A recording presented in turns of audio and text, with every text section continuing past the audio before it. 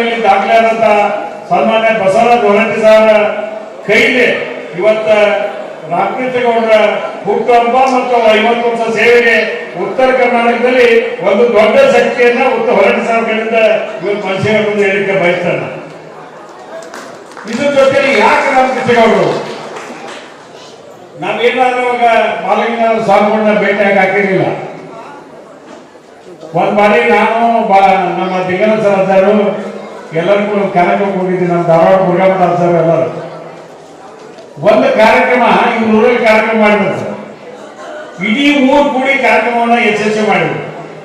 ನನಗೆ ಮೊನ್ನೆ ಮಂಡ್ಯದಲ್ಲಿ ಕಾರ್ಯಕ್ರಮ ನಾನು ಕಷ್ಟ ಕರೆದ್ರು. ಅವತ್ತು ವಿಧಾನಸಭೆಯಲ್ಲಿ ಸ್ವಲ್ಪ ಬಂದಾತು, ನನಗೆ ಹೋಗ್ಲಿಕ್ಕೆ ಆಗಲಿಲ್ಲ.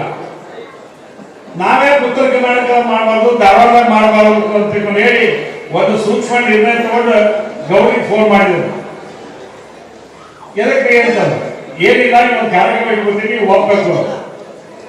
ಏನ್ ಕಾರ್ಯಕ್ರಮ ಅಂದ್ರೆ ಏನಂತ ನಾವೇ ಕೇಳ್ಬೇಕು. ಬಂದ ನಿಮ್ ಜಿಲ್ಲೆದಾಗ ದೊಡ್ಡ ದೊಡ್ಡ ಕಾರ್ಯಕ್ರಮ ಮಾಡ್ತೀರಿ, ನಮ್ ಜಿಲ್ಲೆದಾಗ ಯಾಕೆ ಮಾಡ್ಬೋದು? ನಮ್ ಜಿಲ್ಲೆದಾಗೂ ನಿಮ್ ಸೇವೆ ಇದೆ, ಎಲ್ಲಾ ಪೂಜಾರು ನಿಮ್ ಲೈಕ್ ಮಾಡ್ತಾರ, ಅದಕ್ಕೆ ನಿಮ್ ಕಾರ್ಯಕ್ರಮ ಮಾಡಕತ್ತೀರಿ. ಮನಸ ಇಲ್ಲ ಒಪ್ಕೊಂಡ್ರು.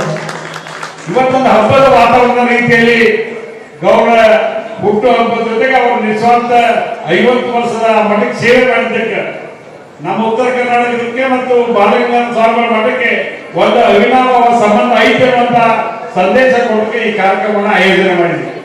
ಅದಕ್ಕೆ ಬಹಳ ಅದ್ಭುತವಾದಂತಹ ಕಾರ್ಯಕ್ರಮ.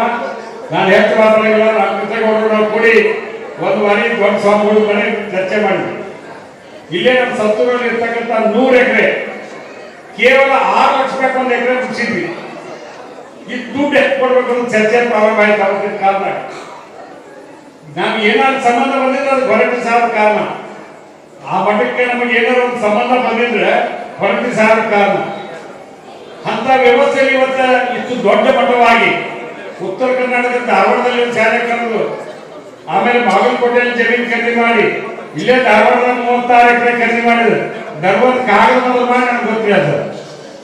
ಅಂದ್ರೆ ಈ ಮಠದ ಜೊತೆ ನಮ್ಮ ಸಂಬಂಧ ಇದ್ದದ್ದು. ಅದಕ್ಕೆ ಅಂತ ಅದ್ಭುತವಾದಂತಹ ಸೇವೆಯನ್ನು ಸಲ್ಲಿಸಿದ್ದಕ್ಕೆ ಗೌಡ್ರೆ ನೀವು ನಮ್ಗೆ ಒಪ್ಪಿದ್ದಕ್ಕೆ ಮತ್ತೆ ಈ ಕಾರ್ಯಕ್ರಮ ಮಾಡಲಿಕ್ಕೆ ಅವಕಾಶ ಮಾಡಿಕೊಡೋದಕ್ಕೆ ಅವ್ರು ಒಂದು ಮಾತನ್ನು ಹೇಳಿದ್ರು, ನನಗೆ ಸನ್ಮಾನ ಮಾಡೋದು ಒಂದು ಕಡೆ ಇಲ್ಲಿ 5 ಮಂದಿ ಸಾಧಕರಿಗೆ ನೀವು ಸನ್ಮಾನ ಮಾಡಬೇಕು, 7 ಮಂದಿಗೆ ಅಂದ್ರೆ ನಾವು ಒಪ್ಪಿಗೆ ಕೊಡ್ತೇವೆ. ಹಂಗಂತ ಅದಕ್ಕೆ ನಂಗೆ ವಿಚಾರ ಮಾಡಿದ್ವಿ. ಆರ್ ಎ ದೇಸಾಯಿ ಅಂತ ಸರ್ ಇಡೀ ಆಸ್ತಿನ ಅವ್ರು ಶಿಕ್ಷಣ ಸಂಸ್ಥೆ ಬಿಟ್ಕೊಟ್ರು. ಅದು ಕೂಡ ನಮ್ಮ ಈಜಿಪದ ಇರ್ತಕ್ಕಂಥ ನಮ್ಮ ಫಕೀರವ್ರ ಮೊಮ್ಮಗಳು, ಮತ್ತು ಅದೇ ರೀತಿಯಾಗಿ ನಮ್ಮ ಆಯಂ ಅಲ್ಲಪ್ಪನವರು ಒಂದೊಂದು ಎಜುಕೇಶನ್ ಒಬ್ಬರು ವೈದ್ಯರೊಬ್ಬರನ್ನ ನಿಗದಿ ಮಾಡಿ 7 ಮಂದಿಗೆ ಮಾಡಬೇಕಂತಿದ್ರು. ಅವ್ರು ಹೇಳಿದ್ದಕ್ಕೆ ಅದಕ್ಕೂ ಒಪ್ಕೊಂಡ್ವಿ. ಇವತ್ತು ಎಲ್ಲ ಕಾರ್ಯಕ್ರಮ ಬಹಳ ಚೆನ್ನಾಗಿದೆ. ಉತ್ತರ ಕರ್ನಾಟಕದಿಂದ ಒಂದು ಸಂದೇಶ ಕೊಡ್ತೀವಿ. ನಮಗೆ ಬಾಲಗಂಗಾಧರ ಸ್ವಾಮಿಗಳಿಗೆ ಏನು ಸಂಬಂಧ ಇತ್ತು, ಈಗ ನಿರ್ಮಲಾನಂದ ಪೂಜೆ ಕೂಡ ಅದೇ ಸಂಬಂಧ ಇದೆ.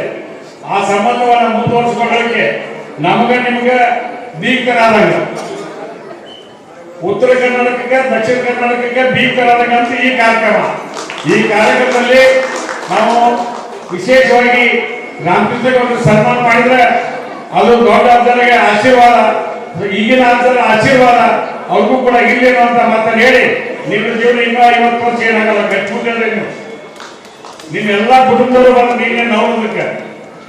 ನಾವು ಬೆಳಗ್ಗೆದ್ದು ಹೋಟೆಲ್ದಾಗ ಕೂತಿದ್ವಿ.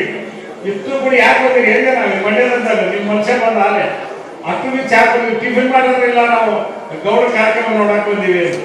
ಒಂದು ಬಸ್ ಬಂದ್ರು, ಅದು ಕೂಡ ಮತ್ತೆ ನಂತರ ಬಂದ್ರಿ.